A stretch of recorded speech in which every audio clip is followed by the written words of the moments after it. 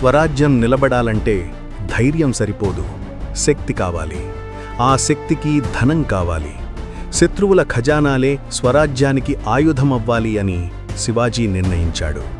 నిద్రపోతున్న సూరత్ నగరం, దీపాల కాంతిలో మెరుస్తున్న వ్యాపారుల ఖజానాలు, ఆ చీకట్లోనే మెరుపులా కదిలిన మావళిలు, కత్తులు కాదు, వేగం మాట్లాడింది. ఒక్క రాత్రిలోనే సూరత్లో శివాజీ పేరు గాలి వేగంతో పాకింది. దోపిడీ కాదు, రాజ్యం నిలబెట్టడానికి తీసుకున్న అడుగది.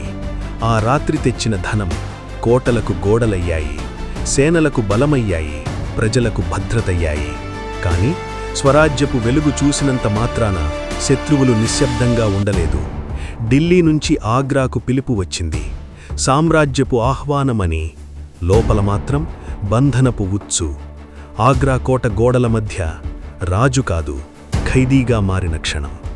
గోడలు ఎత్తైనవి, కాపలా కఠినమైనది. కాని శివాజీ మనసు ఇంకా ఎత్తుగా నిలిచింది. రోజులు గడిచాయి. నిరాశ కాదు, వ్యూహం పుట్టింది.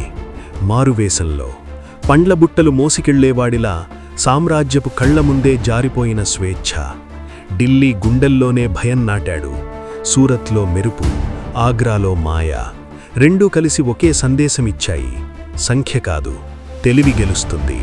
శక్తి కాదు, వ్యూహం పాలిస్తుంది. ఇది దోపిడీ కాదు, ఇది బతికే రాజ్యపు పోరాటం. ఆ మార్గానికి పేరు ఒక్కటే, స్వరాజ్యం. జై భవానీ, జై శివాజీ.